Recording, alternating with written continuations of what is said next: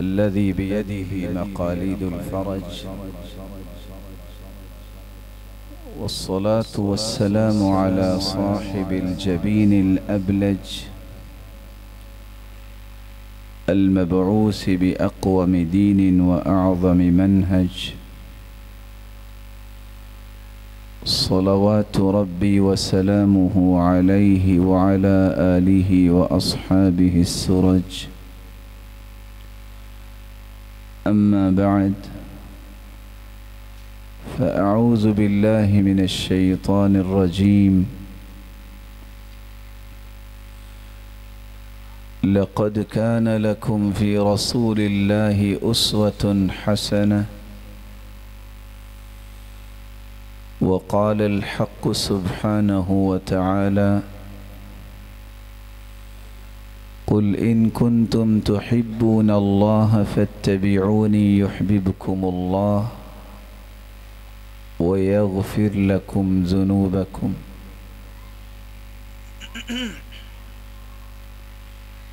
لائق عزت تکریم سامعین مکرم، اللہ ذوالجلال ہم سب کے خالق و مالک اور رازق ہیں۔ وہی ذات قادر مطلق ہے۔ اس کا احسان عظیم یہ ہے کہ اس نے ہمیں اسلام کی نعمت سے نوازا، قرآن کی نعمت سے نوازا اور صاحب قرآن کی نعمت سے نوازا۔ ہمارے لیے ہادی و مرشد اس ہستی کو بنا کے مبعوث کیا جو ہستی پوری کائنات سے اعلیٰ، ارفع اور اسما ہے۔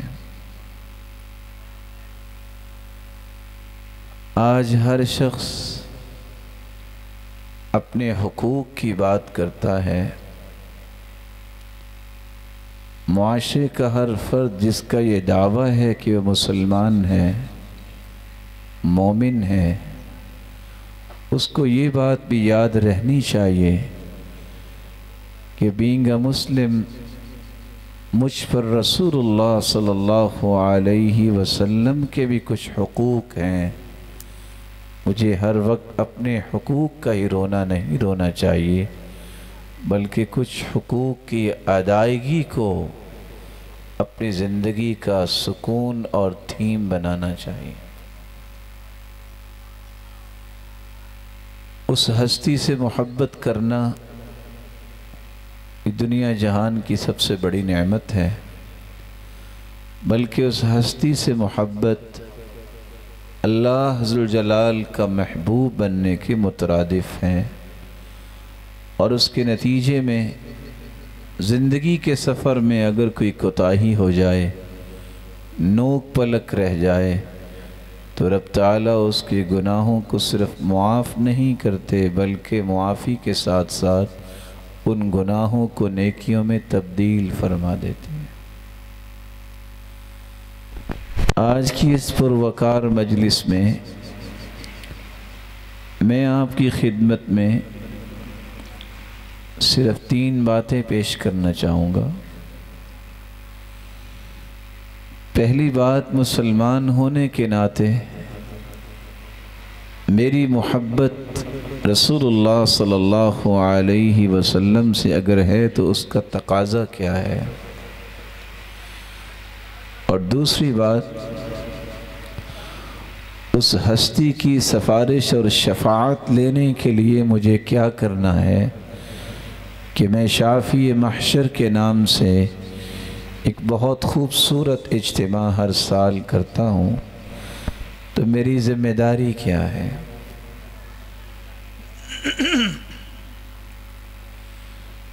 سب سے پہلا میری محبت کا تقاضا یہ ہے کہ اس ہستی پر ایمان لایا جائے جس طرح صحابہ کرام ایمان لائے، جس کے 3 زاویے تھے۔ صحابہ کرام کا ایمان یہ تھا کہ آدم سے لے کر क़यामत तक आने वाली इंसानियत और आदमियत में सबसे आला और अरफा हस्ती अगर है तो वो है मुहम्मदुर रसूलुल्लाह सल्लल्लाहु अलैहि वसल्लम। और ख़ुद रसूलुल्लाह सल्लल्लाहु अलैहि वसल्लम ने फरमाया था, अना सय्यिदु वलदी आदम वला फ़ख्र, लोगों में पूरी आदमियत का सरताज हूँ लेकिन फ़ख्र नहीं करता, क्योंकि फ़ख्र मेरे मालिक को पसंद नहीं। अना ख़ातमुन नबिय्यीन वला फ़ख्र, मैं ख़ातमुन नबिय्यीन हूँ लेकिन फ़ख्र नहीं करता, क्योंकि फ़ख्र मेरे मालिक को पसंद नहीं।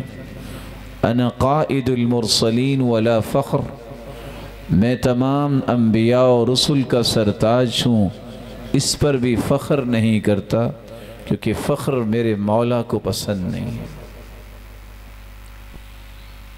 ईमान का एक दूसरा ज़ाविया है कि उस हस्ती के साथ मेरी मोहब्बत का तकाज़ा ये है, क़यामत तक आने वाली इंसानियत के लिए अगर कोई हस्ती नमूना है, उसवा है, क़ुदवा है, रोल मॉडल है, तो वो एक ही हस्ती है, मुहम्मदुर रसूलुल्लाह सल्लल्लाहु अलैहि वसल्लम।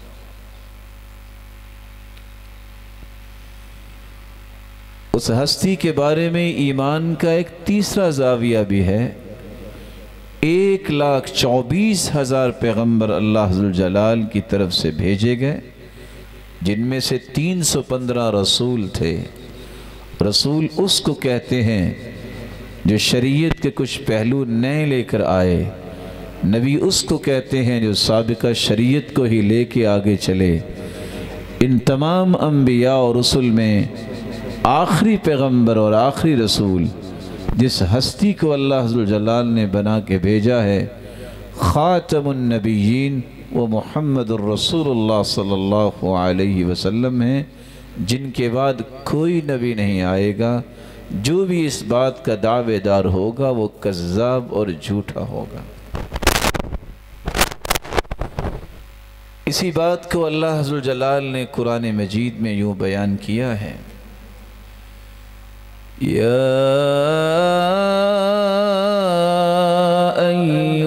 अय्युहल्लज़ीना आमनुत्तक़ुल्लाह व आमिनू बिरसूलिही युअतिकुम किफ़लैनि मिन रहमतिही व यजअल लकुम नूरन तमशून बिही वयग़फ़िर लकुम वल्लाहु गफ़ूरुर रहीम।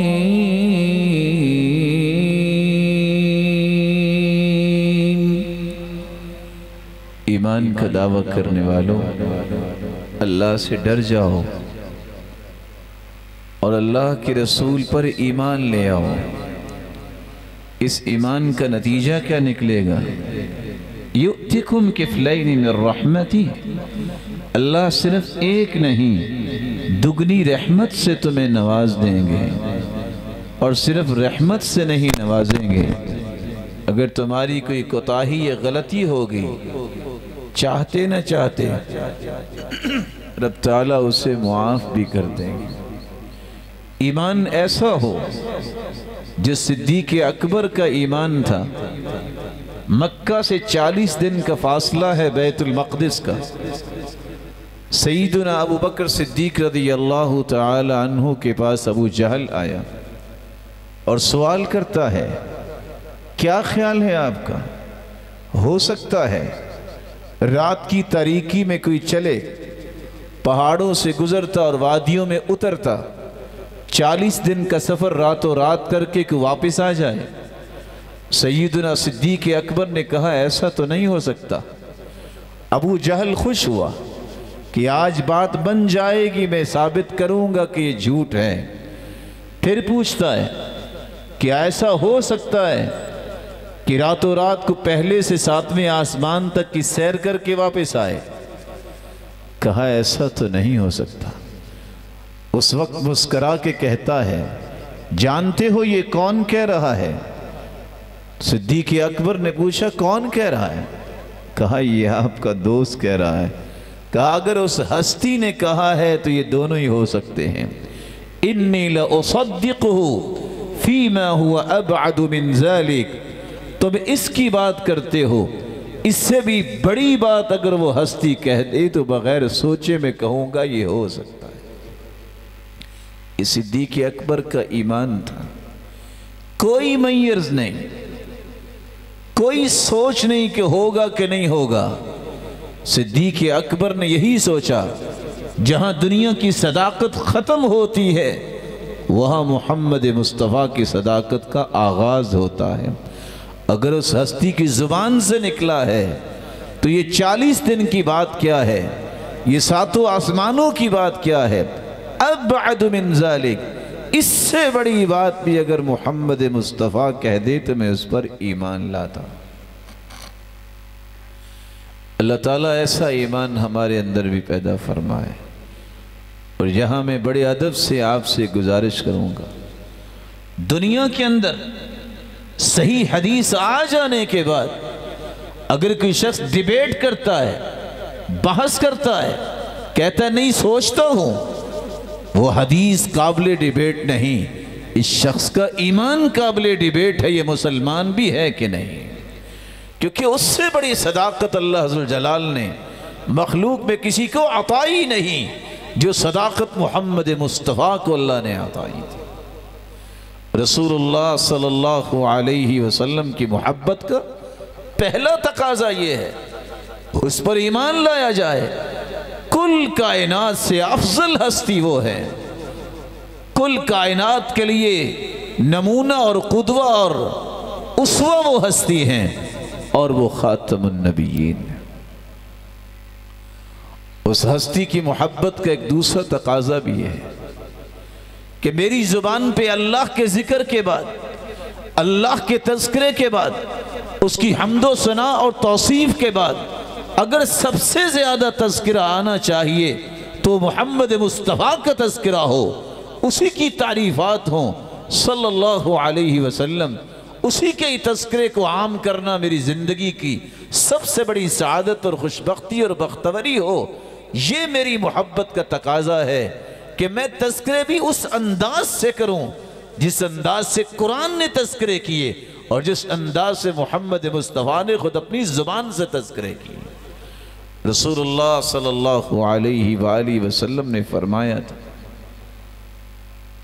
انا دعوت ابراہیم، لوگوں میں ابراہیم علیہ السلام کی دعا ہوں، وآخر من بشر بی عیسی بن مریم، آخر میں سب سے جس نے میرے بارے میں خوشخبری سنائی وہ عیسی علیہ السلام تھے۔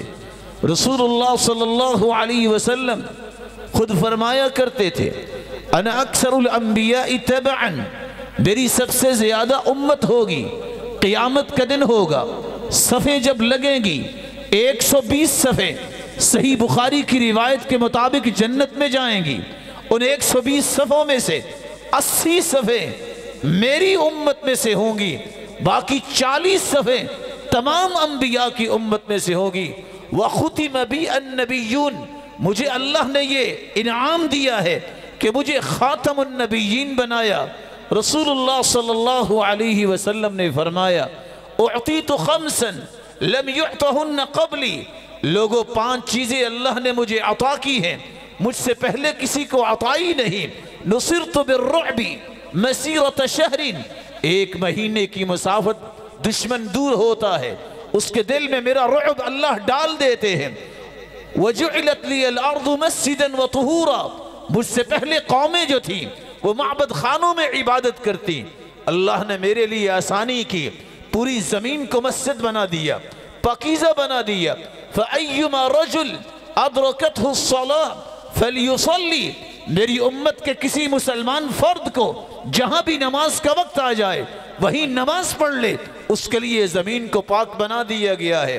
وَأُحِلَّتْ لِيَ الْمَغَانِمِ، میرے لیے غنیمتوں کو حلال کر دیا گیا۔ وَكَانَ النَّبِيُّ يُبْعَثُ إِلَىٰ قَوْمِهِ خَاصَّةً، ہر نبی کو کسی قبیلے، کسی قوم، کسی علاقے کی طرف بھیجا گیا۔ وَبُعِثْتُ إِلَى النَّاسِ عَامًّا، میں قیامت تک کی انسانیت کے لیے نبی بنا کے بھیجا گیا۔ اللہ کی رسول صلی اللہ علیہ وسلم نے خود فرمایا اعطیت جوامع الکلم، مجھے جوامع الکلم سے نوازا گیا۔ اعطیت فواتح الکلم وخواتمہ، فواتح الکلم اور خواتم الکلم کی نعمت سے مجھے نوازا گیا۔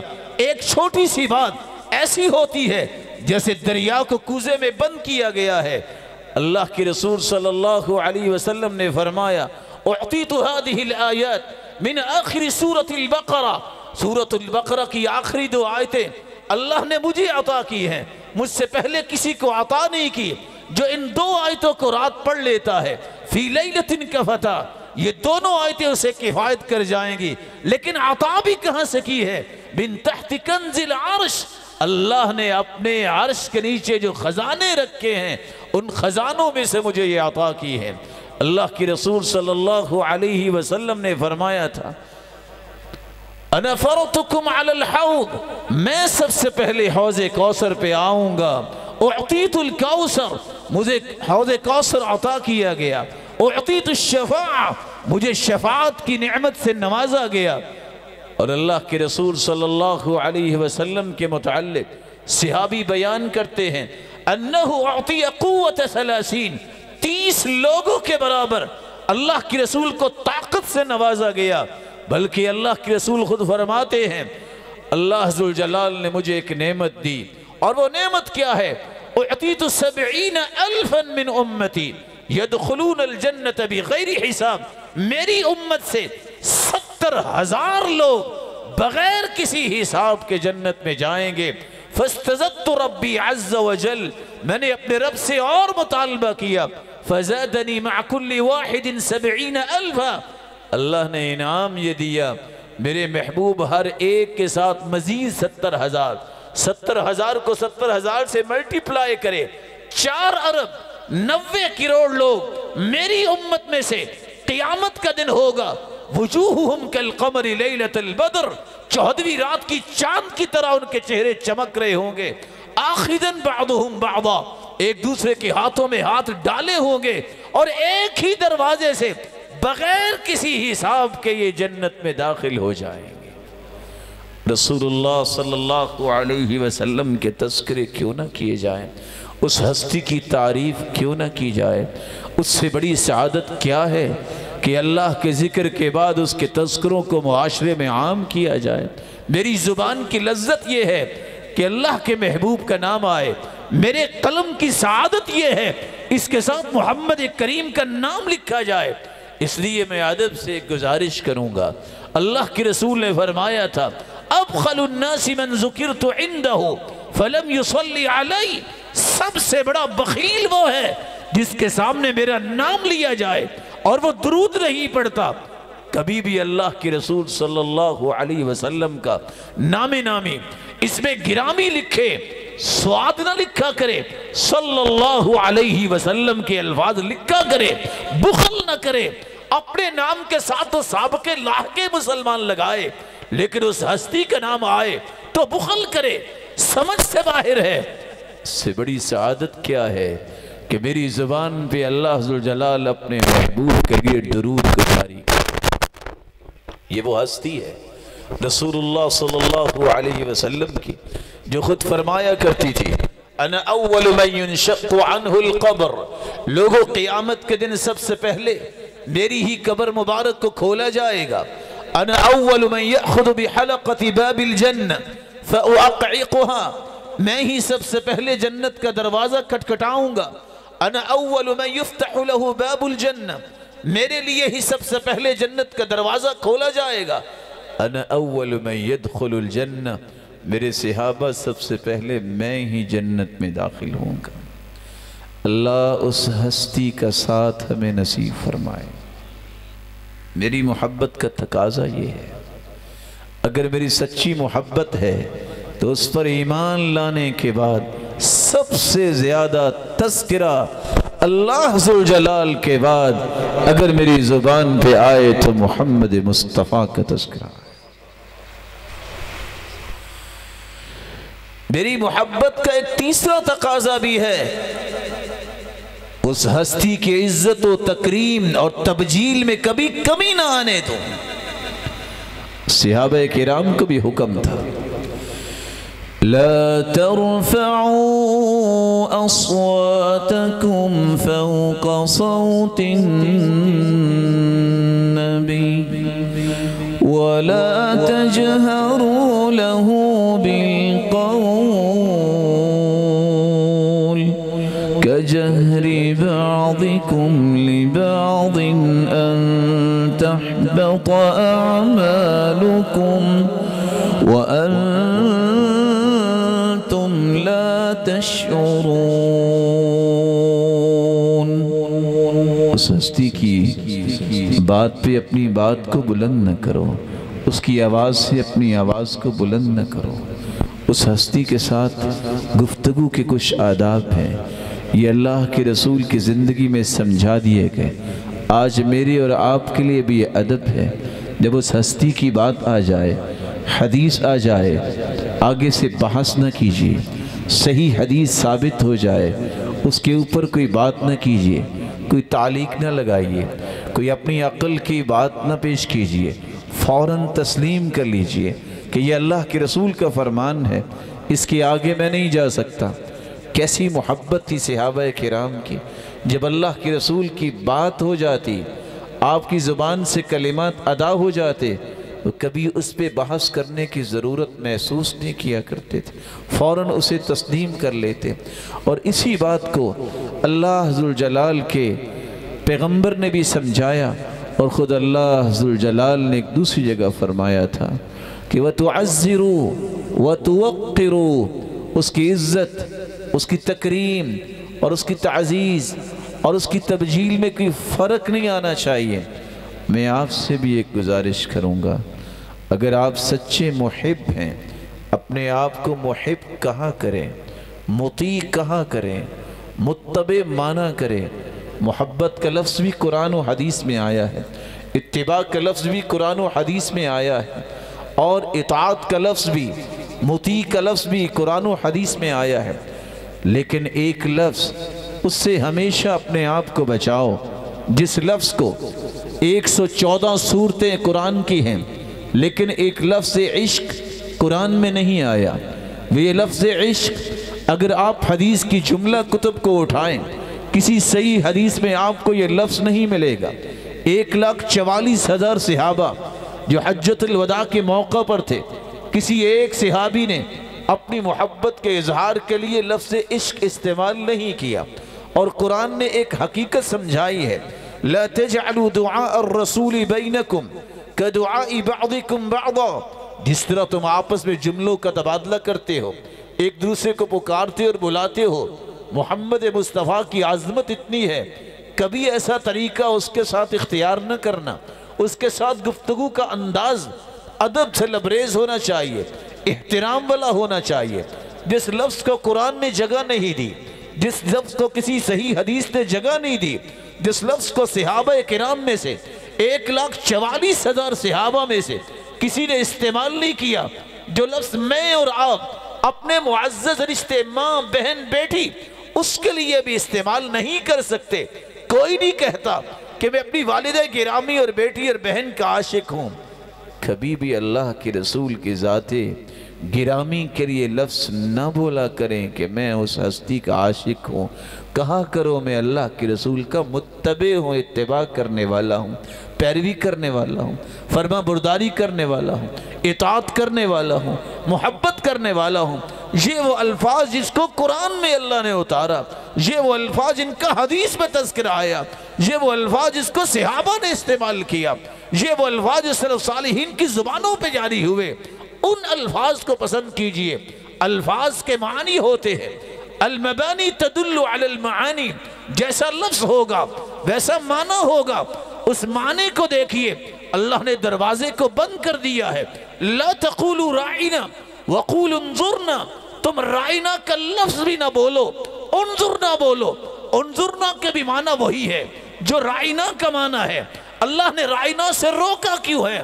کیونکہ دشمن اسلام رائنا کو راعینا پڑھتے اور صرف توہین کرنا چاہتے، جس کا معنی بنتا ہے ہمارے چرواہے، اللہ نے وہ دروازہ بند کر دیا کہ میرے محبوب کی عظمت میں کبھی فرق نہیں آنا چاہیے، تم یہ لفظ رائنا اپنی زبان پہ لاؤ ہی نہ۔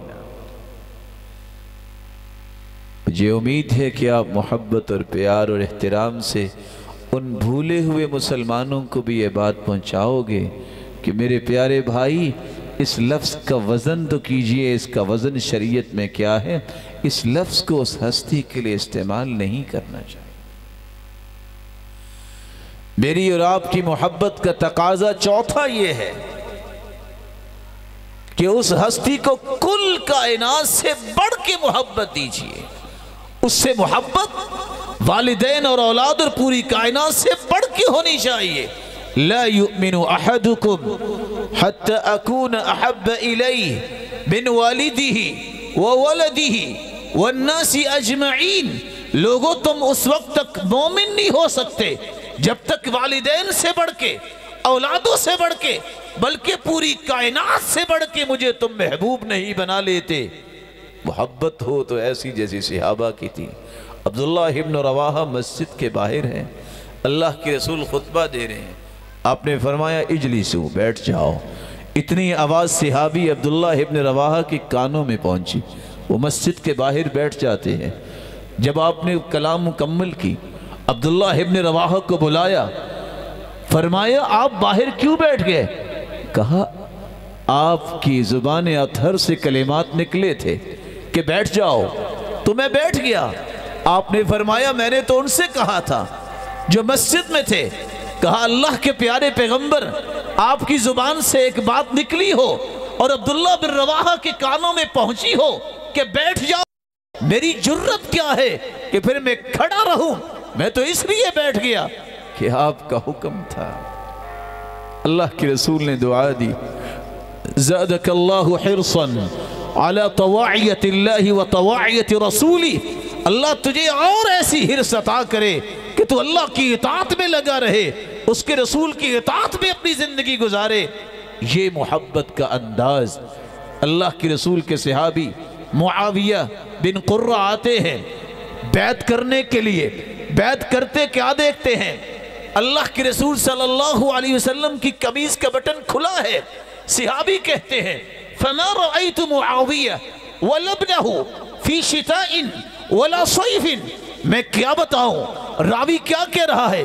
لوگوں سردی ہوتی، گرمی ہوتی، میں نے معاویہ کو دیکھا، اس کے بیٹے کو دیکھا، مطلقتاً ازرارہما، وہ اپنے اس بٹن کو کھول کے رکھتے، کوئی پوچھتا تو کہتے محمد کریم کو ایسے دیکھا تھا۔ اطاعت، فرما برداری اس وقت تک ثابت نہیں ہوتی جب تک وہ ادائیں نہیں اپنائی جاتی۔ یہی پانچواں تقاضا ہے۔ اگر سچی محبت ہے اس سے، پھر اس کی اطاعت کی جائے، پیروی کی جائے، اتباع کی جائے، اس کی بات مانی جائے، اس کی نافرمانی سے بچا جائے۔ وَمَا آتَاكُمُ الرَّسُولُ فَخُذُوهُ وَمَا نَهَاكُمْ عَنْهُ فَانْتَهُوا۔ جس چیز کا حکم دے دے وہ ہستی، اسے لے لو، قبول کر لو، جس سے روک دے اس سے رک جاؤ۔ یہی محبت کا تقاضا ہے۔ رسول اللہ صلی اللہ علیہ وآلہ وسلم کی محبت کا یہ پانچواں تقاضا بڑا ہی مہم ہے۔ اطاعت طوعن سے ہے، دل کی اتھا گہرائیوں سے، خوشی سے کوئی کام کرنا، کوئی بات ماننا، اس کو اطاعت کہتے ہیں۔ مجبوری نہیں ہے، اس لیے نہیں کہ کرنا ہی پڑے گا، اس لیے کہ سب سے بڑی سعادت میری یہ ہے کہ میں اللہ کی رسول کی بات مان کے چلوں۔ اور یاد رکھنا، دنیا میں کوئی بھی عبادت جب تک دو شرطیں نہ ہوں وہ قابل قبول نہیں ہے۔ ایک اخلاص، ایک اللہ کی رسول صلی اللہ علیہ وسلم کی سنت کے مطابق نہ ہو۔ اخلاص نہیں ہے، عمل برباد ہے، اللہ کی رسول کا طریقہ نہیں ہے، تب بھی عمل برباد ہے۔ من عمل عملا لیس علیہ امرنا فہو رد۔ کوئی شخص بھی عمل کرتا ہے سنت کے مطابق نہیں ہے وہ اللہ کے ہاں مردود ہے۔ یہاں رک کے میں ایک اصول اور ضابطہ آپ کی خدمت میں پیش کرنا چاہوں گا۔ لوگ سوال کرتے ہیں کہ جب منہج یہ ہے ترکت فیکم امرین لن تضلوا ما تمسکتم بہما کتاب اللہ و سنت رسولی، میرے صحابہ میں دو چیزیں چھوڑ کے جا رہا ہوں، ایک اللہ کی کتاب ہے، ایک اس کے رسول کی سنت ہے۔ جب تک ان دو چیزوں کو تھام کے رکھو گے کبھی گمراہ نہیں ہوگے۔ اللہ کی کتاب کی بات بھی سمجھ آ گئی، سنت کی بات بھی سمجھ آ گئی۔ کیسے پہچان سکتے ہیں کہ میرا عمل سنت کے موافق ہے کہ نہیں؟ کیسے پہچان سکتے ہیں زندگی کے اندر کہ میں کہیں بدعت کا شکار تو نہیں ہو رہا؟ کیسے مجھے معلوم ہو سکے گا میری عبادت شریعت کی روشنی میں، شریعت کے معیارات پہ پوری اترتی ہے کہ نہیں؟ اس کے لیے 6 زاویے زندگی میں یاد کر لے۔ آپ زندگی کی آخری رمق تک کبھی بھی اپنی عبادت کو ضائع نہیں کریں گے، کبھی بھی بدعت کے قریب نہیں جائیں گے جس کو 6 باتیں یاد ہو جائیں۔ پہلی بات یہ ہے ان تکون العبادہ موافقۃ للشریعہ فی سببها، اللہ کے ہاں عبادت وہ قابل قبول ہے جو شریعت کے بیان کیے گئے سبب کے موافق ہو۔ ہم 29 یا 30 روزے رکھتے ہیں تو اگلے دن کیا کرتے ہیں؟ نہیں بولے۔ ابھی تو آپ نے علماء کی باتیں میں سننی ہے، ابھی تو طالب علم لگا ہوا تھا، ابھی تھک گئے۔ 29 یا 30 روزوں کے بعد اگلے دن ہم کیا کرتے ہیں؟ سبب ہے کہ روزے مکمل ہوئے تو عید پڑی۔ 10 ذی الحجہ کو ہم کیا کرتے ہیں؟ عید پڑھتے ہیں۔ اس کے بعد کیا کرتے ہیں؟ قربانی کرتے ہیں۔ سبب بیان کیا ہے۔ مدینے والوں 2 دن پہلے تھے وَقَدْ أَبْدَلَكُمُ اللَّهُ خَيْرًا مِّنْهُمَا، اللہ نے 2 دن اس سے اچھے دے دیے، عید الفطر کا، عید الاضحیٰ کا۔ وہ سبب جو شریعت نے بیان کر دیا ہے، کوئی بھی عمل کرے فلاں عید ہے فلاں عید ہے، اس کا سبب کہاں ہے؟ ایک شخص گھر سے نکلتا ہے 2 رکعتیں پڑھتا ہے، سبب موجود ہے کہ اللہ کے رسول گھر سے نکلتے رکعتیں پڑھا کرتے تھے، گھر واپس آتے 2 رکعتیں پڑھا کرتے تھے۔ ایک شخص کو 3 منزلہ مکان مل گیا ہے اور وہ کہتا ہے سنت یہ ہے کہ ہر کمرے میں 2 رکعتیں پڑھی جائیں، دلیل مانگی جائے گی۔ سبب کیا ہے؟ کہ اللہ کے رسول نے ایسا کیا تھا۔ اگر اللہ کے رسول نے کیا ہے تو کرتے رہو، اگر کسی حدیث سے ثابت نہیں ہے، نص صریح میں موجود نہیں ہے، صحابہ نے اختیار نہیں کیا، یہ عبادت نہیں بن سکتی۔ عبادت اللہ کی ہاں وہ ہوتی ہے ان تکون العبادہ موافقۃ للشریعہ فی جنسہا، جس کی جنس کا تعین شریعت نے کیا ہے۔ آپ قربانی کرتے ہیں، قربانی میں جانوروں کا تعین شریعت نے کیا ہے۔ گھوڑا حلال ہے بلا شبہ، ایک نہیں 19 روایتیں ہیں صحابہ کرام کی، لیکن کوئی شخص قربانی پہ گھوڑا کر سکتا ہے؟ نہیں، اس جنس کا تعین شریعت نے کیا نہیں ہے۔ غزالہ ہرن حلال ہے، کہتے بھی ہیں بڑی لذت والی ہوتی ہے۔ کوئی شخص کہے کہ اس قربانی پہ میں نے ایک مہنگا ہرن لے کے کرنا ہے، نہیں، کیونکہ قرآن نے کہا ہے بہیمۃ الانعام، جو پالتو جانور ہے، تعین کر دیا ہے۔ نیل گائے کی بات آئی جو جنگلات میں رہتی ہے، لفظ گائے کا لفظ وہاں بھی آتا ہے، لیکن اس کو آپ قربان نہیں کرتے کیونکہ بہیمۃ الانعام کی شرط ہے یہ پالتو جانور ہو۔ اس لیے امام نووی نے کہا تھا الاجماع انہ لا یجزئ فی الاضحیہ الا الابل والبقر والغنم، اجماع اس بات پہ ہے اونٹ ذبح ہوگا مذکر و مؤنث، گائے ذبح ہوگی مذکر و مؤنث، بھیڑ بکری ذبح ہوگی مذکر و مؤنث، جنس کا تعین شریعت کر رہی ہے۔ جس جنس کا تعین شریعت نے نہیں کیا، وہ حلال بھی ہو، وہ لذت والی بھی ہو، وہ جانور کتنا بھی اچھا ہو، وہ آپ قربانی پہ کریں گے تو وہ عبادت نہیں کہلوائے گی، کیونکہ اللہ کے رسول نے اس کا تذکرہ نہیں کیا۔ ان تکون العبادہ موافقة للشریعہ فی قدرها، عبادت وہ ہے جس کا اندازہ اللہ نے بیان کیا اپنے پیغمبر کی زبان سے۔ 4 رکعتیں پڑھتے ہیں ہم ظہر کی، کسی شخص کو اگر تقوی زیادہ آ جائے کہ آج میں نے فرض 6 رکعتیں پڑھنی ہے، ٹھیک ہے؟ کیوں ٹھیک نہیں ہے؟ نماز ہی تو ہے۔ لوگ بھی یہی بہانہ لگاتے نا، بے نیکی کا کام ہے۔ اللہ کے رسول نے کتنی پڑھی؟ 4 پڑھی۔ حدیث میں آتا ہے صحیح الجامع کی کہ ایک وقت آئے گا لوگ فجر کی 2 رکعتوں کی بجائے 4 فرض پڑھا کریں گے۔ نماز ہی تو ہے۔ نہیں، جو کام محمد مصطفیٰ نے نہیں کیا، جس کا اندازہ شریعت نے بیان نہیں کیا، اس اندازے سے بڑھ جاؤ یا کم کر دو، یہ عبادت شریعت کی عبادت نہیں ہوگی۔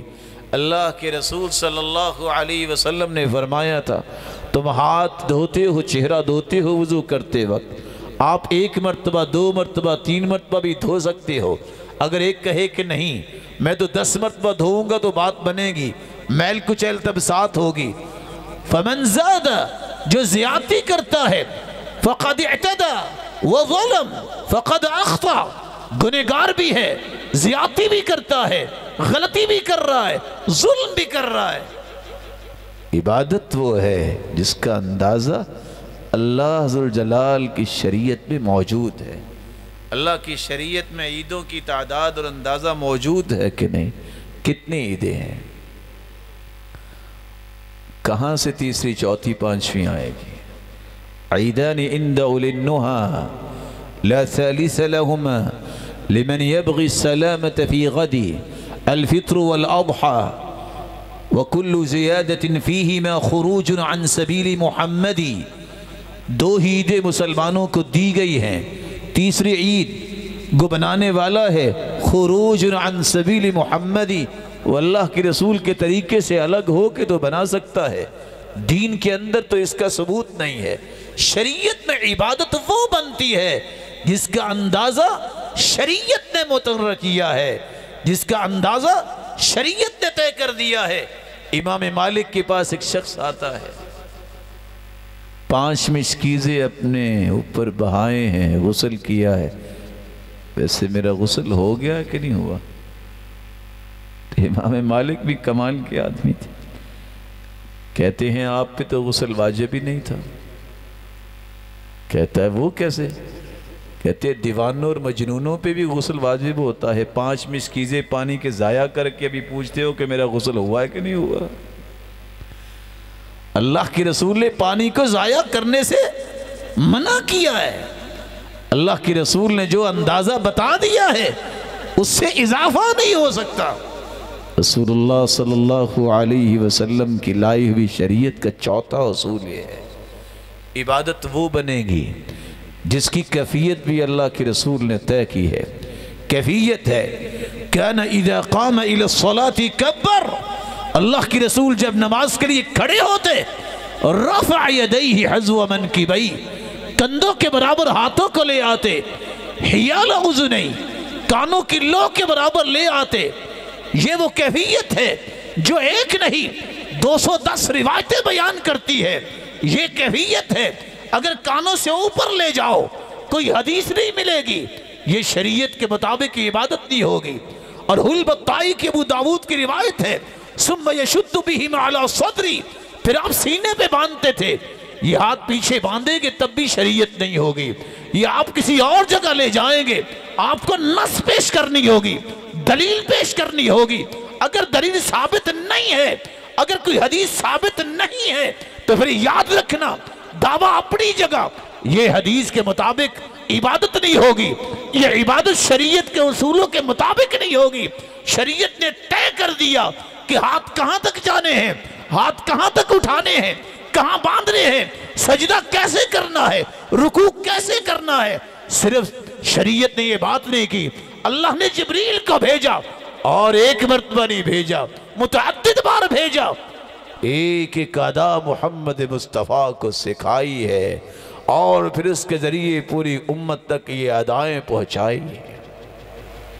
اس لیے عبادت وہ کہلائے گی جس کی کیفیت کو طے کیا ہے محمد مصطفیٰ کے ذریعے میرے مالک نے۔ پانچواں اصول یہ ہے ان تکون العبادت موافقۃ للشریعہ فی زمنها، ہر عبادت کا ایک وقت طے ہے۔ فجر کی نماز کب ہوگی، ظہر کی نماز کب ہوگی، عصر اور مغرب عشاء کب پڑھی جائے گی۔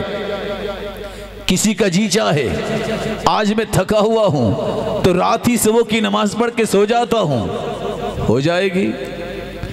کسی کا جی چاہے کہ میں 2012 میں گیا تھا، بڑی بھیڑ تھی حج پہ، تو چھوڑو یار، اس سال میں نے ارادہ کر لیا ہے کہ میں نے آرام سے محرم کے آخر میں جانا ہے، مینا بھی خالی ہوگا، مزدلفہ بھی خالی ہوگا، عرفات بھی خالی ہوگا، اس وقت آرام سے حج کریں گے، ہو جائے گا حج۔ اس کے دن طے ہیں، اس کا وقت مقرر ہے۔ الحج اشہر معلومات، حج کے مہینے طے ہیں، شوال ذوالقعدہ اور ذوالحجہ کے 10 دن پہلے ہیں۔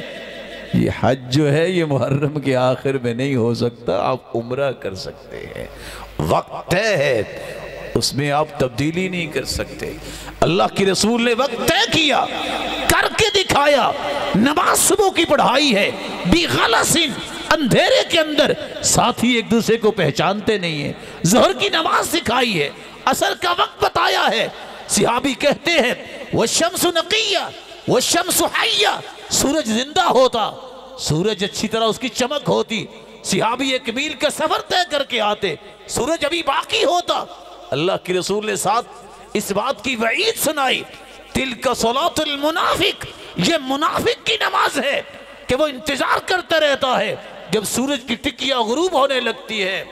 ینقر نقر الغراب، کوے کی طرح پھر وہ اپنی چونچ زمین پہ مارتا ہے، یہ منافق کی نماز ہے۔ چھٹا اصول یاد رکھنے والا ہے ان تکون العبادت موافقۃ للشریعۃ فی مکانها، ہر عبادت کی ایک جگہ خاص ہے۔ اگر کوئی گھنٹہ گھر کے 700 چکر بھی لگا لے اس کا طواف نہیں ہوگا۔ طواف کے لیے اللہ نے بیت اللہ کو خاص کیا ہے۔ یہاں بہترین سے بہترین مسجد میں آپ 55 سال تک با جماعت نماز پڑھیں، جتنا اجر و ثواب آپ کو ملے گا، بیت اللہ میں ایک نماز با جماعت پڑھنے کا اجر اس سے زیادہ ہوگا۔ یہ صرف بیت اللہ کو اللہ نے فضیلت دی ہے۔ 1000 نماز سے افضل مسجد نبوی میں نماز پڑھنے کی اجر و ثواب کی اللہ نے نوید سنوائی ہے۔ آپ مسجد قباء میں جاتے ہیں، اگر وضو غسل کر کے جائیں 2 رکعتیں پڑھیں گے 2 رکعتیں، مسجد قباء میں ثواب عمرے کا ملے گا۔ کہاں؟ قباء میں، مسجد نبوی میں، بیت اللہ میں۔ یہ ان جگہوں کی خصوصیت ہے، کائنات میں کرۂ ارض میں کوئی ایسی جگہ نہیں ہے جہاں بیت اللہ سے زیادہ ثواب ملتا ہو۔ ان جگہوں کی عظمت ہے کیونکہ شریعت نے طے کر دیا ہے۔ اگر کوئی خود سے کہے کہ فلاں جگہ چلے جاؤ اور آپ کو اتنے 1000 نوافل کا ثواب ملے گا، یہ شریعت نہیں ہوگی، یہ عبادت، یہ اللہ کے ہاں قابل قبول نہیں ہوگی، یہ اللہ کے رسول پہ جھوٹ ہوگا، کیونکہ اللہ کے رسول نے تو ان جگہوں کے بارے میں بتایا ہے، کسی اور جگہ کے متعلق نہیں فرمایا۔ میری محبت کا ایک چھٹا تقاضا یہ ہے کہ میں جب اس ہستی کا نام آ جائے تو کثرت سے درود پڑھوں۔ رسول اللہ صلی اللہ علیہ وسلم نے فرمایا اتانی آتی من عند ربی عز وجل، میرے پاس ایک آنے والا فرشتہ آیا اور آ کے کہتا ہے یا محمد صلی اللہ علیہ وسلم من صلی من امتک صلاة واحدہ اے اللہ کے محبوب آپ کی امتیوں میں سے کوئی امتی اگر ایک مرتبہ درود پڑھتا ہے کتب اللہ له 10 حسنات ومحى عنه 10 سیئات ورفع له 10 درجات، اللہ 10 نیکیاں بھی لکھتے ہیں، 10 گناہوں کو معاف بھی کرتے ہیں، 10 درجات کو بلند بھی کرتے ہیں۔ وفی روایت اخرى وصلی اللہ علیہ وملائکتہ 70 صلاة فلیقل عبد من ذلك او لیکثر، تم ایک مرتبہ درود پڑھتے ہو، اللہ 70 رحمتوں کا نزول فرماتے ہیں، فرشتوں کو پابند کرتے ہیں، اس کی بخشش اور برکت کی 70 مرتبہ دعائیں کرے، صبح شام تم 10 مرتبہ درود پڑھ لو، سید المرسلین فرماتے ہیں میں تمہارا سفارشی بن جاؤں گا۔ اگر صحابی نے سوال کیا کہ کثرت سے میں اگر درود ہی پڑھتا رہوں تو کیا خیال ہے؟ فرمایا تم اگر درود ہی پڑھتے رہو اذن تکفا ہمکا ویغفر لک ذنبکا، خوش ہو جاؤ، زندگی کے سارے غم بھی دور ہو جائیں گے اور سارے گناہ بھی معاف ہو جائیں گے۔ اور سب سے بڑا انعام یہ ہوگا ان اول الناس بی یوم القیامت اکثرهم علی صلاة، لوگوں قیامت کے دن سب سے پیارا اور سب سے قریب میرے وہ ہوگا جو سب سے زیادہ درود پڑھنے والا ہو۔ امام محدث ابو حاتم الرازی بیان کرتے ہیں اس حدیث کی شرح میں وفی هذا الخبر دلیل على ان اولى الناس برسول الله صلی اللہ علیہ وسلم ہم اصحاب الحدیث، اس حدیث میں اس بات کا بیان ہے کہ قیامت کے دن اللہ کے رسول کے سب سے قریب وہ ہوں گے جن کو اصحاب الحدیث کہتے ہیں، حدیث والے ہیں جو حدیث سے محبت کرتے ہیں، پڑھتے ہیں۔ کیوں؟ اذ لیس فی القوم اکثرهم علیہ صلاة منہم، کیونکہ ان سے بڑھ کے دنیا کے اندر اللہ کے رسول پہ درود کوئی نہیں پڑھتا۔ جب بھی دیکھو قال رسول اللہ صلی اللہ علیہ وسلم، قال رسول اللہ صلی اللہ علیہ وسلم، اللہ کے رسول نے فرمایا تھا جو شخص دعا کرتا ہے جب تک درود نہیں پڑھتا اس کی دعا قبول ہونا تو دور کی بات ہے، یہ دعا تو آسمانوں تک پہنچتی بھی نہیں۔ کثرت سے درود پڑھا کرے، یہ میری اور آپ کی سعادت ہے، اور محبت کا تقاضا یہ ہے کہ شافی محشر جس کی سفارش اور شفاعت کے متمنی ہیں کثرت سے اس ہستی پر درود پڑھا جائے۔ ایک 7واں تقاضا بھی ہے، اگر سچی محبت ہے اس کی بات کو آخری بات سمجھا جائے، اٹل فیصلہ سمجھا جائے، کیونکہ اللہ ذوالجلال نے قرآن مجید میں 2 باتیں بیان کی ہیں وَمَا كَانَ لِمُؤْمِنٍ وَلَا مُؤْمِنَةٍ إِذَا قَضَى اللَّهُ وَرَسُولُهُ أَمْرًا أَن يَكُونَ لَهُمُ الْخِيَرَةُ مِنْ أَمْرِهِمْ وَمَن يَعْصِ اللَّهَ وَرَسُولَهُ فَقَدْ ضَلَّ ضَلَالًا مُبِينًا۔ جو تو مومن مرد ہے، جو مومن عورت ہے، اس کے لیے جائز نہیں ہے کہ جب اللہ کا فیصلہ آ جائے قرآن کی شکل میں، اس کے رسول کا فیصلہ آ جائے حدیث کی شکل میں، پھر وہ اپنی منمانی کرے۔ جو اپنی منمانی پھر بھی کرتا ہے اس نے اللہ اور اس کے رسول کے فیصلے کو ٹھکرایا ہے، نافرمانی کی ہے۔ ایسا نافرمان سے بڑھ کے دنیا میں کوئی گمراہ نہیں ہے۔ اور ساتھ ہی اللہ نے یہ فیصلہ سنوایا جو مجھے اور آپ کو ہر وقت یاد رہنا چاہیے، اور خصوصاً ان لوگوں کو جو اپنے نام سے پہلے بھی کوئی آدھی لائن القابات کے لکھتے ہیں اور نام کے بعد بھی آدھی لائن القابات کے لکھتے ہیں۔ یہ سابقے لاہ کے لگانے کی خواہشیں اپنی جگہ، لیکن اللہ کا فیصلہ اپنی جگہ۔ اور فیصلہ کیا ہے؟ فَلَا وَرَبِّكَ لَا يُؤْمِنُونَ حَتَّى يحكموك فيما شجر بينهم ثم لا يجدوا في أنفسهم حرجا مما قضيت ويسلموا تسليما فلا وربك لا يؤمنون۔ اے میرے محبوب تیرے رب کی قسم، کیا مطلب؟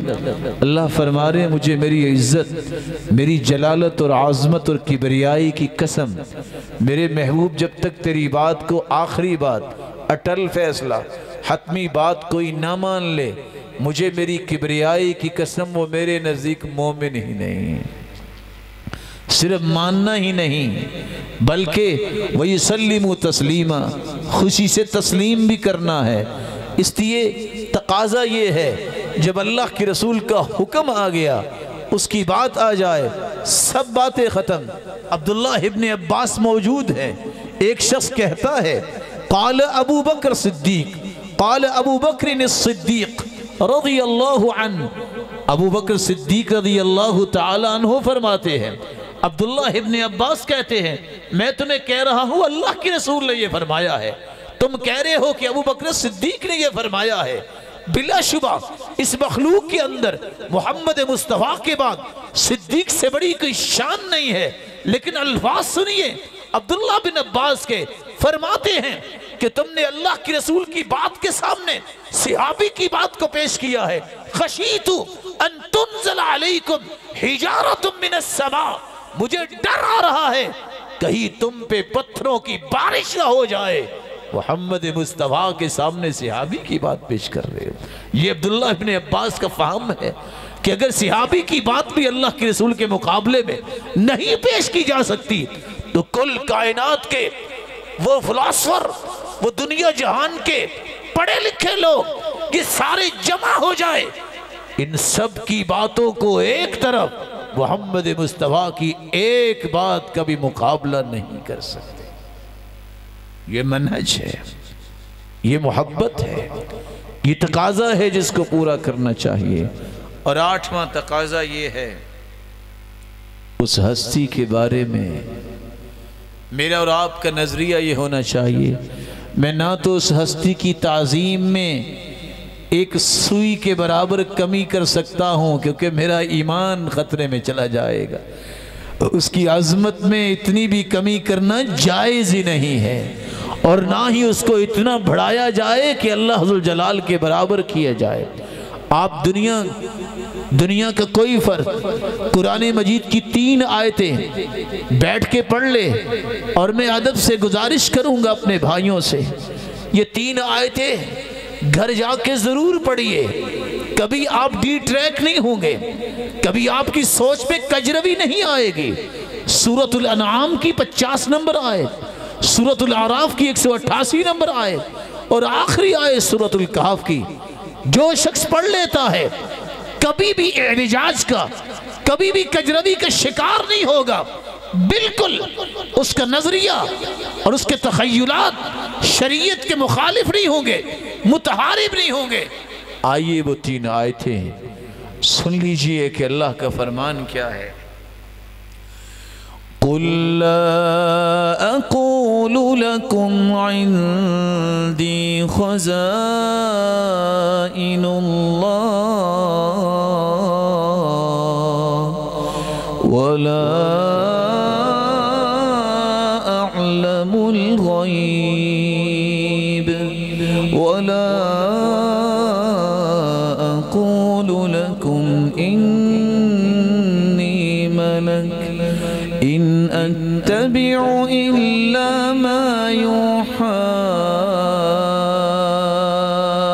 إِلَيَّ قُلْ لَا أَقُولُ لَكُمْ عِنْدِي خَزَائِنُ اللَّهِ، میرے محبوب میں نے اتار دیا ہے، لیکن یہ اعلان آپ اپنی زبان سے کر دیجئے۔ لا اقول لکم عندی خزائن اللہ، میں تمہیں یہ نہیں کہتا کہ میں خزانوں کا مالک ہوں، میں اللہ کے خزانے میرے پاس ہیں۔ اللہ کے رسول نے تو یہ کہا انما انا قاسم واللہ یعطی، دینے والا تو وہ ہے، میں تو تقسیم کرنے والا ہوں۔ ولا اعلم الغیب، میں غیب کو نہیں جانتا۔ ولا اقول لکم انی ملک، اور نہ ہی میں یہ کہتا ہوں کہ میں فرشتہ ہوں۔ ان اتبع الا ما یوحى الی، میں تو جو وحی میری طرف آتی ہے اسی کی ہی پیروی کرتا ہوں۔ اور دوسری جگہ اللہ ذوالجلال نے فرمایا، اے میرے محبوب اعلان کر دیجئے، قل لا املک لنفسی نفعا ولا ضرا الا ما شاء اللہ ولو كنت اعلم الغیب لاستكثرت من الخير وما مسني السوء۔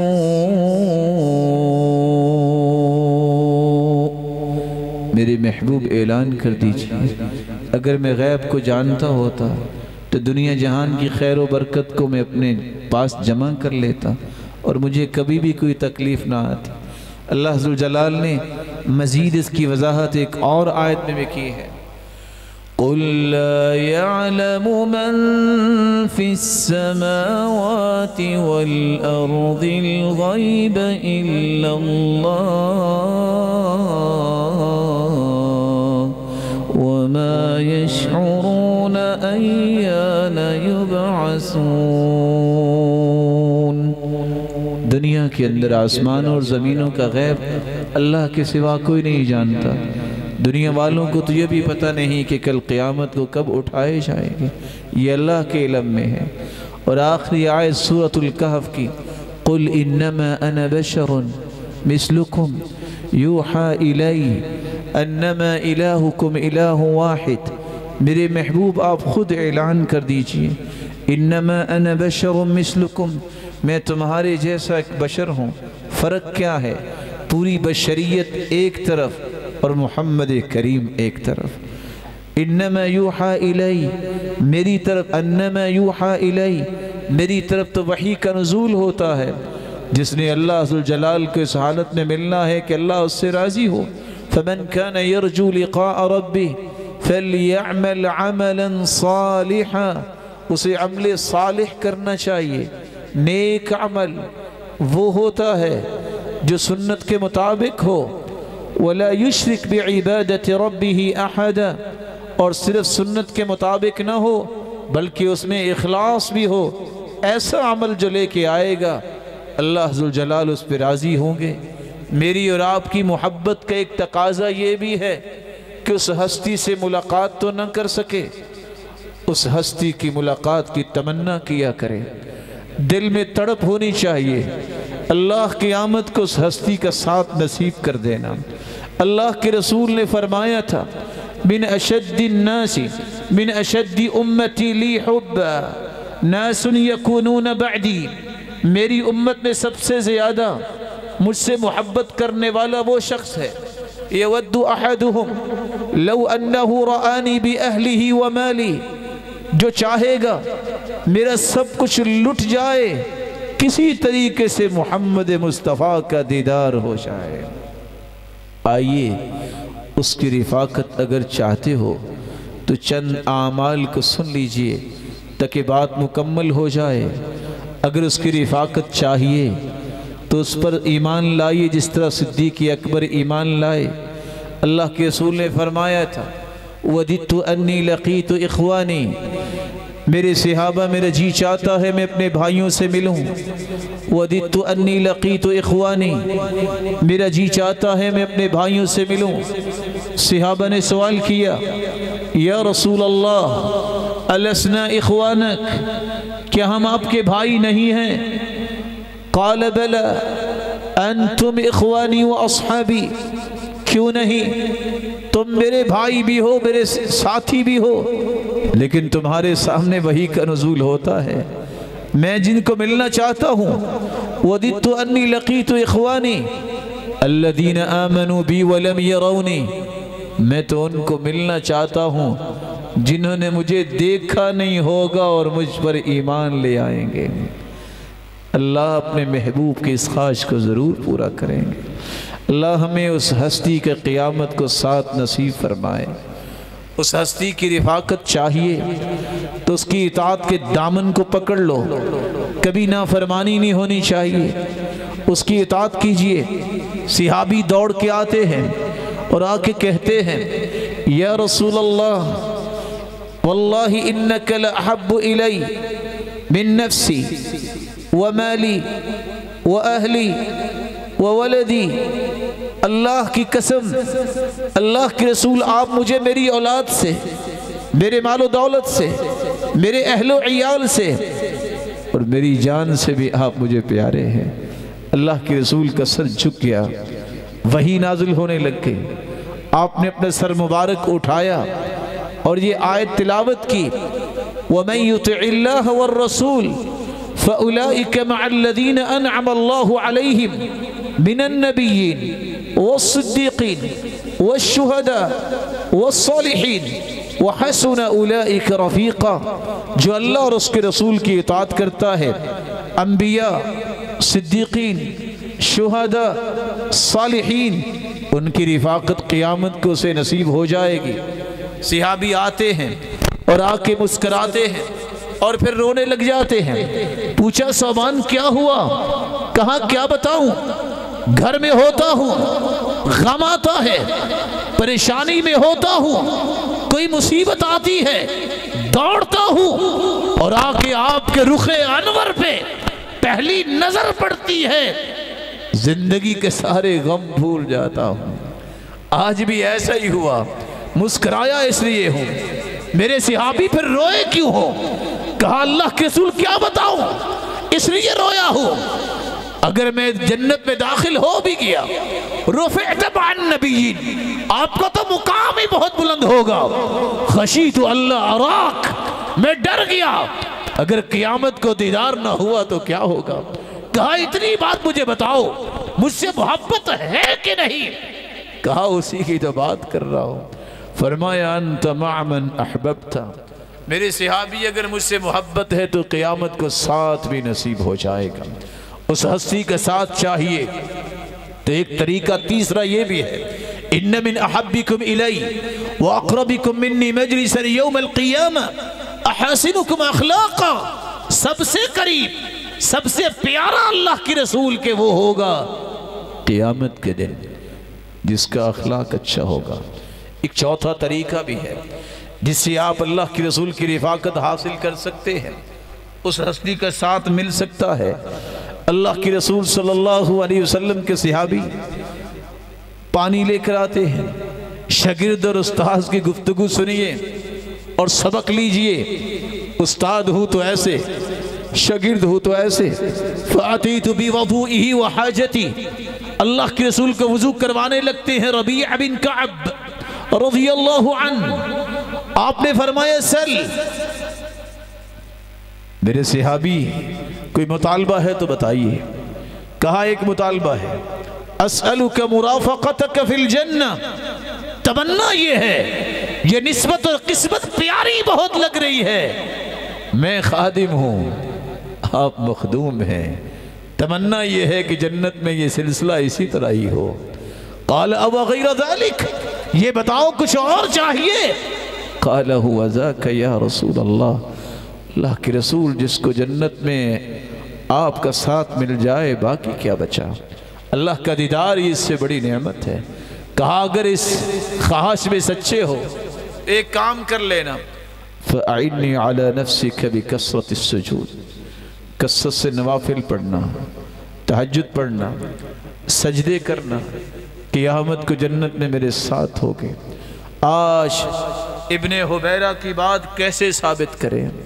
وہ کہا کرتے تھے میں نے عبداللہ بن مبارک کو دیکھا تھا، عبداللہ بن مبارک 10 لاکھ حدیثوں کا حافظ، مغرب کی نماز پڑھتا ہے، ذکر کرتا ہے، سنتیں پڑھتا ہے اور سجدے میں چلا جاتا ہے۔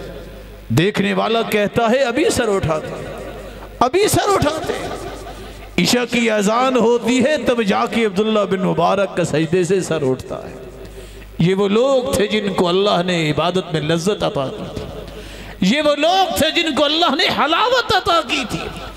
آج یہ حلاوتیں ختم ہو گئی، آج دعوے کے دعوے ہی رہ گئے۔ محمد مصطفیٰ کی محبت کا دعوے دار اور پھر اللہ کے رسول کی سنت کا قاتل ہو، کیسے جمع ہو سکتا ہے؟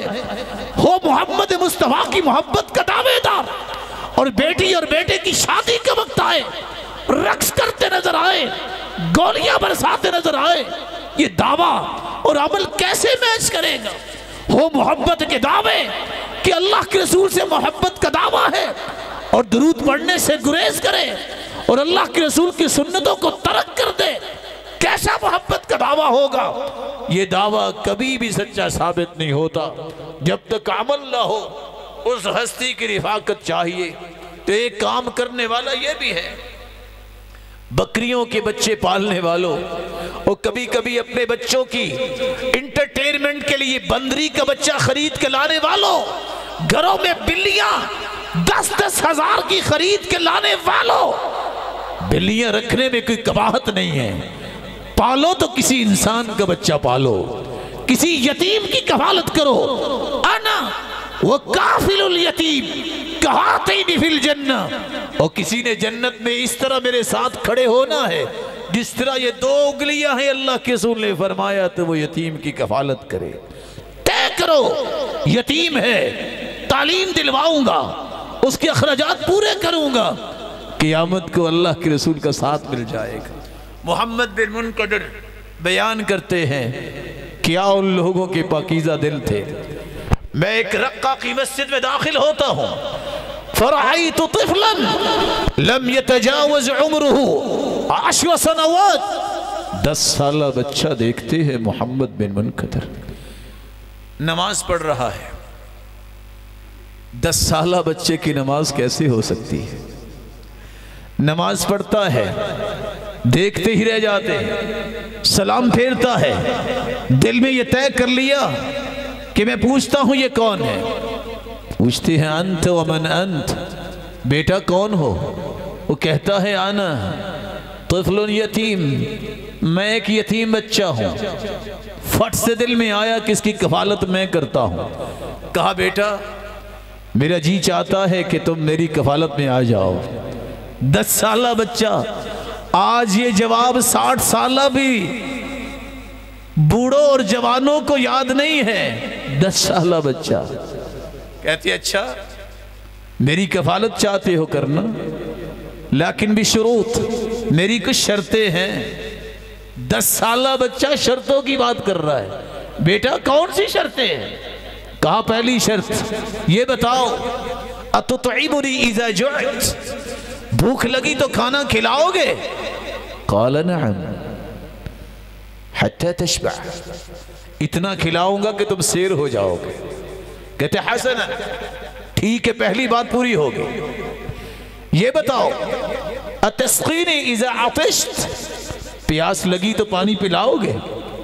میں نے کہا نعم حتی ترتوی، یہاں تک کہ تم سیر ہو جاؤ گے۔ قال حسنا، ٹھیک ہے۔ تیسری بات ستشفینی اذا انا مرضت، بیمار ہو جاؤں تو شفا دو گے؟ فتحیرت، میں حیران ہو گیا۔ میں نے کہا اما الشفاء فبید اللہ واما العلاج فاقدمہ الیک، میں علاج کرواؤں گا، شفا تو اس نے دینی ہے۔ بچہ خاموش رہا۔ چوتھی بات کہتا ہے ستحیینی اذا انا مت، اگر مر گیا تو دوبارہ زندہ کرو گے؟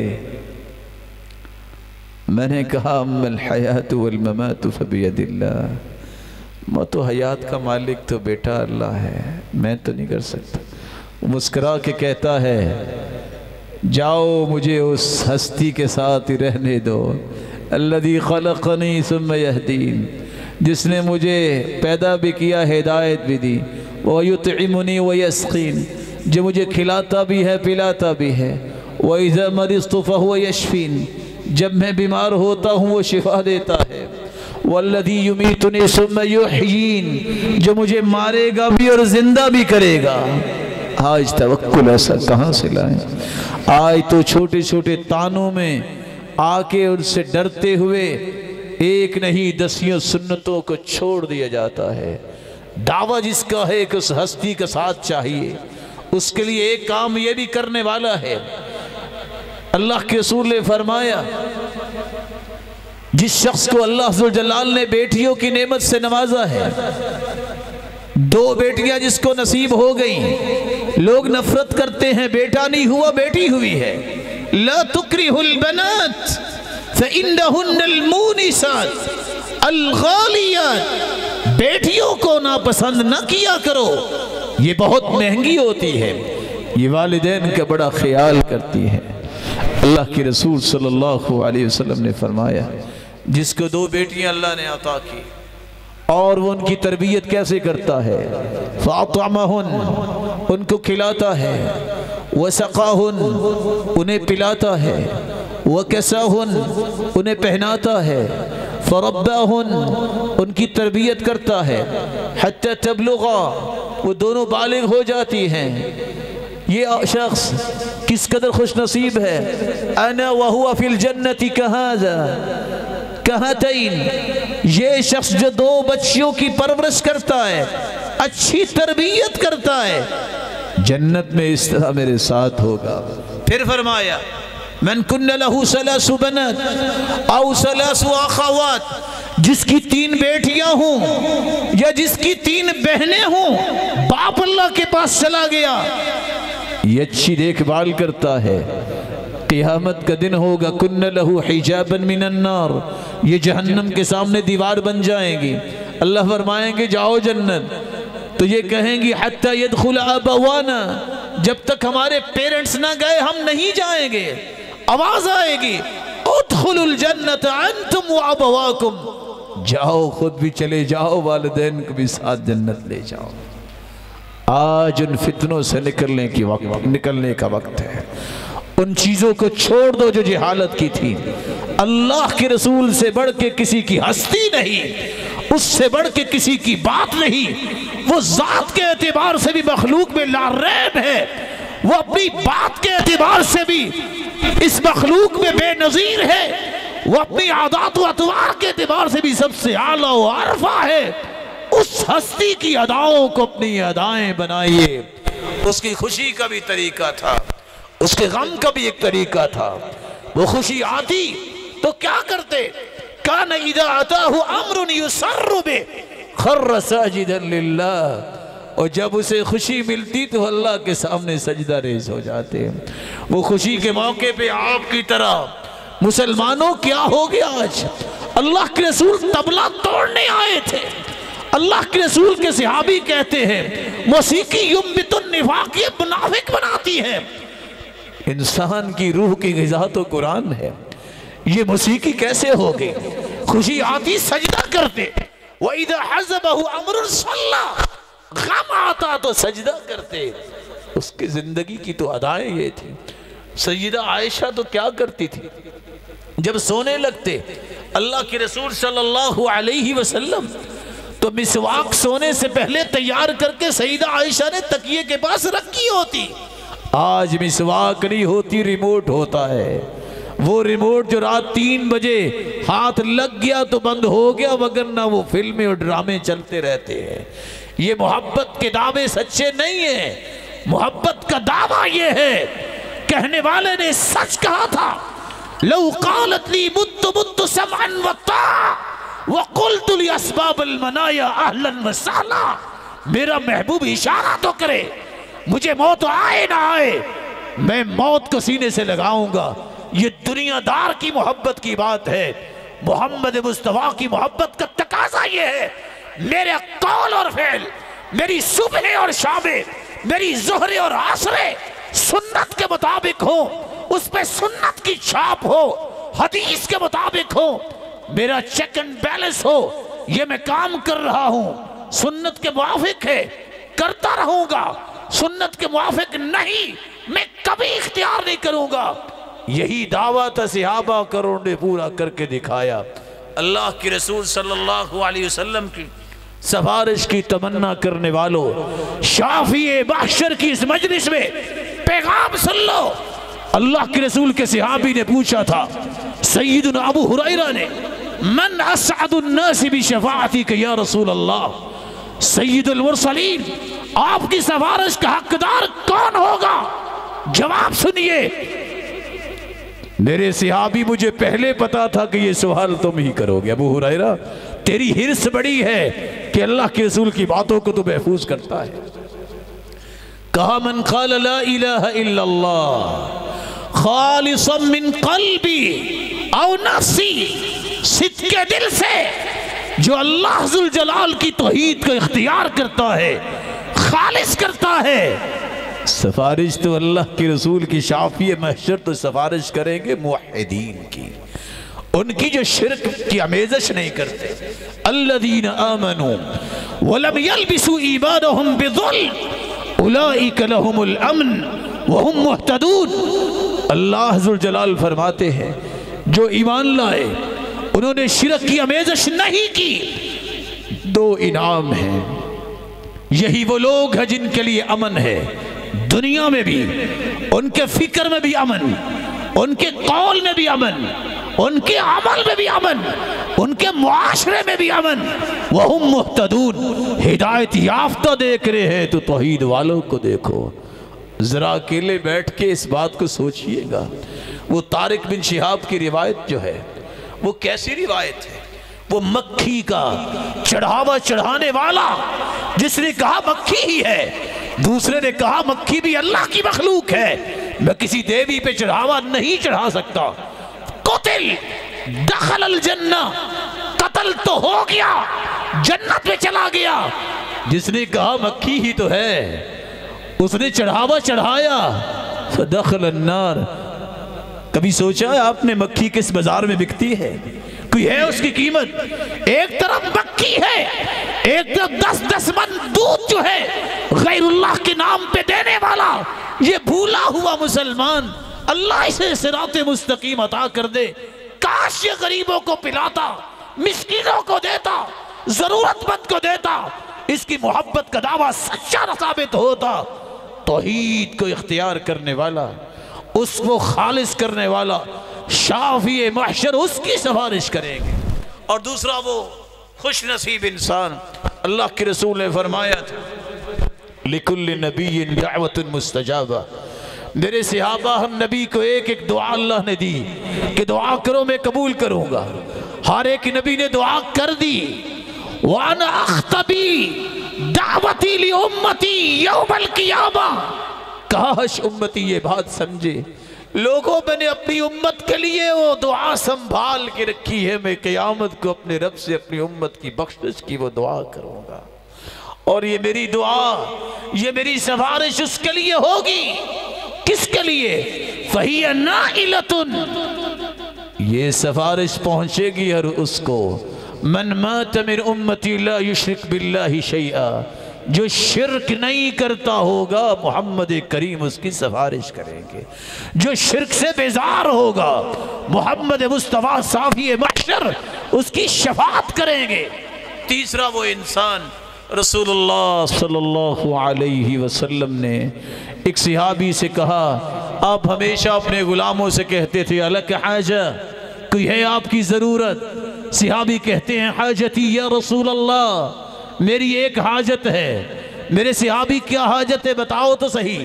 ان تشفع لی یوم القیامہ، قیامت کے دن میری سفارش آپ کیجئے گا۔ کہا اگر سفارش چاہتے ہو ایک وعدہ کرو، فَأَعِنِّي بِكَسْرَةِ السُّجُودِ، سجدے تم زیادہ کر لینا، قیامت کو سفارش میں کر دوں گا۔ آج تو فرض نماز پڑھنے والے بھی غائب ہو گئے، 7.5 ارب ہے دنیا، 6 ارب کافر، 1.5 ارب مسلمان ہے، کوئی ہاتھ اٹھا کے بتائے کتنے نمازوں کے پابند ہیں؟ کیسی سفارش، کیسے شافی محشر کی سفارش کی امیدیں؟ اس 22 کروڑ اس وطن عزیز میں کتنے نمازی ہیں؟ کاش کوئی سمجھے، جو بے نماز مر جاتا ہے توبہ نہیں کرتا، کہتا ہے ضرورت نہیں نماز کی۔ کتابیں کھول کے دیکھیے، کتابیں کہتے ہیں کتابیں کہتی ہیں لا یغسل، غسل نہ دیا جائے، لا یکفن، یہ کفن کا مستحق نہیں ہے، ولا یصلی علیہ، اس کی نماز جنازہ نہ پڑھی جائے، ولا یدعا لہ بالمغفرہ، اس کے لیے دعا کی ضرورت نہیں، ولا یدفن فی مقابر المسلمین، اس کو مسلمانوں کے قبرستان میں دفنایا نہیں جائے گا، سفارش شافی محشر اس کی کریں گے، توحید والا ہوگا، جو شرک سے اپنے آپ کو بچائے گا، نمازوں کا پابند ہوگا۔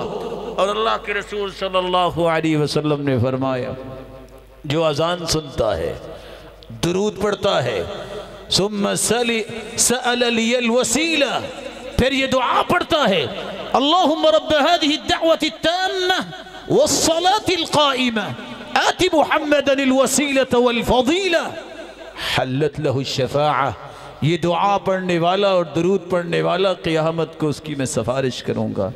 اللہ کے رسول نے فرمایا تھا من استبر على لاواء المدینہ وشدتها، جو مدینے میں رہتا ہے، سختیاں برداشت کرتا ہے، شدتیں برداشت کرتا ہے، میں قیامت کو اس کی سفارش کروں گا۔ من استطاع ان يموت بالمدینہ فلیمت بها، جو چاہے جس کی طاقت ہے کہ اسے موت مدینہ میں آئے، اسے مدینہ میں ہی مرنا چاہیے، جس کو مدینہ موت آئے گی میں قیامت کو اس کی سفارش کروں گا۔ اللہم ارزقنی شہادتا فی سبیلک، یہ سیدنا عمر کہا کرتے تھے، وَاجْعَلْ مَوْتِي فِي بَلَدِ رَسُولِكَ، اللہ میری موت اپنے محبوب کے شہر میں رکھنا۔ اللہ نے یہ دعا جب عمر کی زبان سے نکلوائی تو بیٹی پوچھتی ہے مدینے میں آپ کو شہادت کیسے ملے گی؟ مدینے میں تو اسلام ہے۔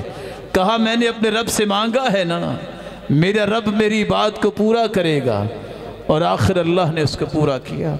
اللہ ذوالجلال قیامت کے دن شافی محشر کی شفاعت کا ہم سب کو مستحق بنائے۔ مولا کریم یہ روشن چہرے بیٹھے ہیں، اللہ رات کے اس پہر میں میری ایک التجا ہے، اللہ ہم اپنے گناہوں کا اقرار و اعتراف کرتے ہیں، زندگی کے ہر رویے میں سنت کے مطابق زندگی گزارنے کی توفیق عطا فرما، اس ہستی کے پیروکار بنا، فرما بردار بنا، زندگی کی آخری رمق تک اس کی سنت کے محافظ اور اس کے دین کے محافظ لوگوں کی سب میں ہمیں شامل فرما۔ میرے مالک کوئی بیمار ہیں تو ان کی بیماریوں کو شفاؤں میں بدل دے، جو کسی مصیبت میں ہیں تو ان کی مصیبتیں بنا دے۔ مولا کریم صاحب اولاد ہے تو ان کی اولادوں کو نیک بنا، دست و بازو بنا، صدقہ جاریہ بنا، آنکھوں کی ٹھنڈک بنا، اور قوم و ملت کے لیے سرمایہ اور رہبر بنا، بے اولادوں کی جھولیوں کو بھی بارونق بنا، بے روزگار ہے تو انگر بنا دی، مقروض ہیں کوئی غیبی خزانوں سے مدد فرما، مال والے ہیں تو فتنوں سے بچا، شریروں کی شرارت اور حاسدوں کی حسد سے بچا۔ اللہ جس طرح تیرے محبوب کی بات سننے اور اس کی سیرت سننے کے لیے جمع ہیں، میرے مالک ان کو بھی، ان کے اولاد اور ان کے والدین کو بھی اللہ جنت الفردوس میں اپنے محبوب کے ساتھ جمع فرما اور اپنے دیدار کا مستحق بنا۔ وآخر دعوانا الحمدللہ۔